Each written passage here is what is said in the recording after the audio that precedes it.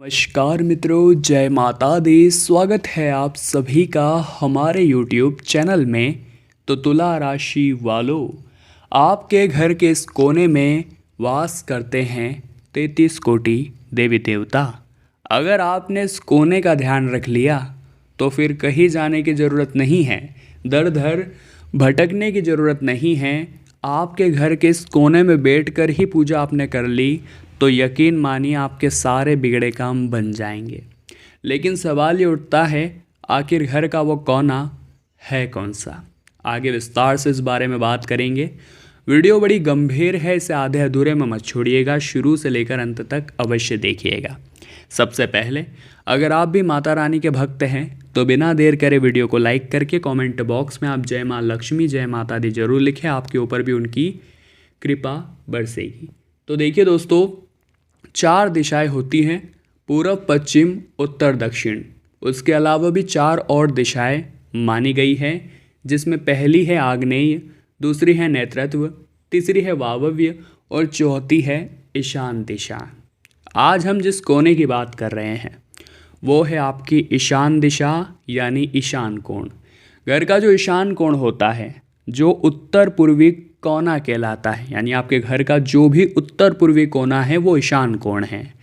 अब आपको क्या देखना है कि आपने आपके घर के ईशान कोण की हालत कैसी कर रखी है। यही आपकी प्रगति को आगे भी लेकर जाता है और यही आपकी प्रगति को रोक भी सकता है। आज के ज़माने के लोग इतने मूर्ख हैं कि वो ईशान कोण जैसी पवित्र जगह पर, जहाँ 33 कोटि देवी देवता निवास करते हैं, उस स्थान पर कुछ भी बनवा देते हैं। बहुत सारे लोग यहाँ पर स्टोर रूम बनवा देते हैं। वो यहाँ पर जो भी उनका बेकार सामान है, व्यर्थ सामान है, वो रख देते हैं। बहुत सारे लोग तो इतने महान हैं कि इस स्थान पर टॉयलेट तक बनवा लेते हैं, वॉशरूम तक बनवा लेते हैं। अब सोचिए, जहाँ भगवान निवास करते हैं वो स्थान कैसा होना चाहिए। हमारी दृष्टि से तो वो स्थान एकदम साफ, स्वच्छ, पूजा पाठ वाला स्थल होना चाहिए, जो आपके घर का ईशान कोण है, यानी उत्तर पूर्वी कोना। तो अगर आप बड़े वास्तु दोष से बचना चाहते हैं तो सबसे पहले आप ये नोटिस करिए, आप ये ध्यान दीजिए, कहीं आपके घर के उत्तर पूर्वी कोने में सीढ़ियाँ तो नहीं बनी हुई, या सीढ़ियों के नीचे आपके घर का उत्तर पूर्वी कोना तो नहीं है, या फिर उस स्थान पर गंदगी तो नहीं है, उस स्थान पर कचरा तो नहीं पड़ा, उस स्थान पर कुछ भी ऐसी चीज़ तो नहीं बनी जो कहीं न कहीं से अशुभ है या गंदगी से भरी हुई है। अगर ऐसा है तो ये चीज़ें बहुत विपरीत प्रभाव आपके ऊपर डालने वाली है या डाल रही है, तभी आपके काम बिगड़ रहे हैं, संभावनाएं बहुत हद तक बन रही है। लेकिन आपको क्या करना है, या जो कर रहे हैं वो ध्यान से सुनिएगा। आपको अपने घर के ईशान कोण को साफ स्वच्छ जल से और गंगा जल से भैया धोते रहना है, क्योंकि वो हमारे घर का ऐसा भाग है जहाँ पर हमें मंदिर बनाने की परमिशन दी गई है। देखिए, घर का जो जल कोण होता है वहाँ पर हम बनाते हैं पानी का टैंक। अग्नि कोण जो होता है वहाँ पर हम बनाते हैं चूल्हा, और जो ईशान कोण होता है वहीं पर बनाते हैं हम भगवान का मंदिर। और भगवान के इस मंदिर को बहुत बढ़िया बनाइए, रोज़ाना पूजा करिए, रोज़ाना इस स्थान को स्वच्छ करिए। ये एकमात्र तरीका है इस स्थान को स्वच्छ बनाए रखने का, अगर हम वहाँ पर मंदिर बना देते हैं। क्योंकि कहा जाता है घर के इस कोने में 33 कोटि देवी देवता निवास करते हैं। हमें भी इस कोने के महत्व को समझना चाहिए, इसके महत्व को हम नकार नहीं सकते।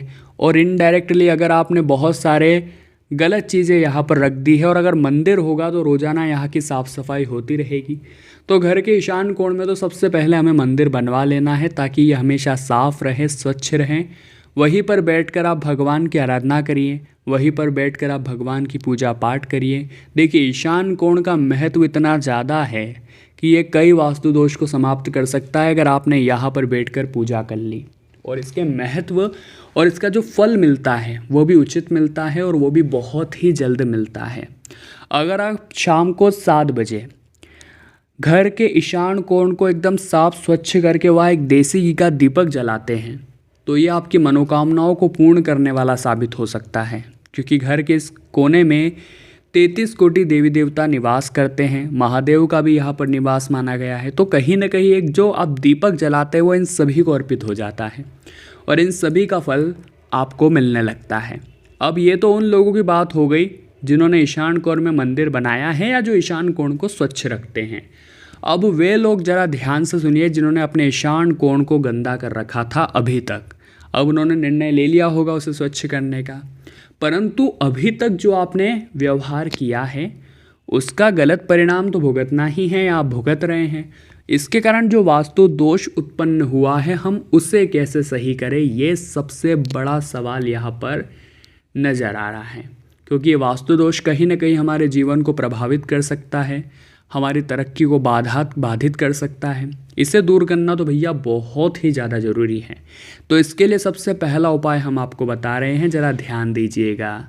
तो वास्तु विज्ञान के अनुसार दोस्तों, घर के मुख्य द्वार पर सिंदूर से 9 उंगली लंबा और 9 उंगली चौड़ा स्वास्तिक चिन्ह आपको बनाना चाहिए। ऐसा करने से चारों ओर से आ रही नकारात्मक ऊर्जाएं समाप्त होती है और वास्तु दोष भी मिटता है। हर मंगलवार को यह उपाय करिए, मंगल दोष भी समाप्त हो जाते हैं।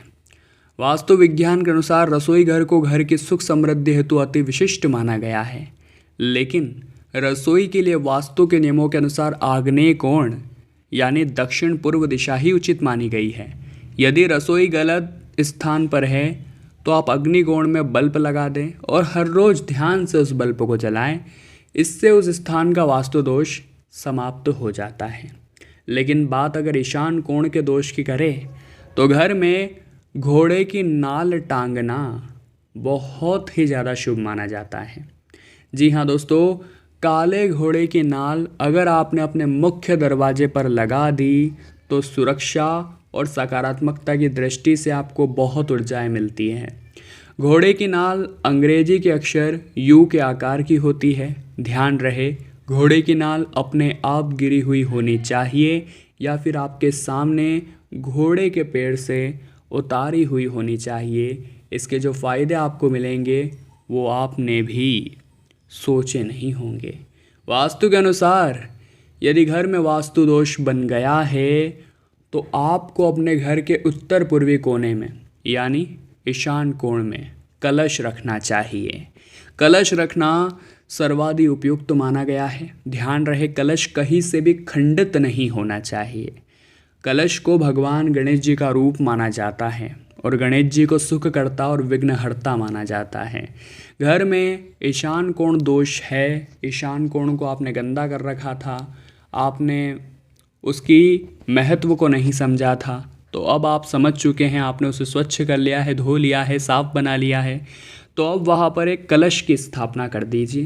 गणेश जी से प्रार्थना करिए कि जो भी दोष है वो समाप्त हो जाए। फिर देखिए कितना शानदार परिवर्तन आपके जीवन में होता है। जिस घर में पूजा पाठ और कीर्तन भजन रोजाना होते हैं उस घर में माता लक्ष्मी स्वयं आकर वास करती है। रोजाना पूजा पाठ करने से आपके घर से वास्तु दोष का निवारण होता है।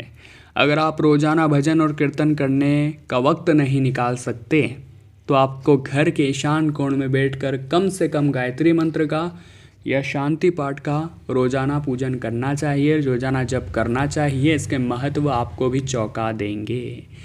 यदि आप पश्चिम की ओर मुंह करके सोते हैं तो आपको बुरे सपने आ सकते हैं तथा पेट से संबंधित रोग हो सकते हैं। नींद नहीं आने पर व्यक्ति का स्वभाव चिड़चिड़ा रहता है और उसके शरीर में आलस्य बना रहता है। ऐसा होने से घर में नेगेटिव ऊर्जा बढ़ती है। तो आपको दक्षिण दिशा में मुख करके सोना चाहिए। सबका स्वभाव बदलाव होगा और अनिद्रा की समस्या बिल्कुल भी नहीं होगी।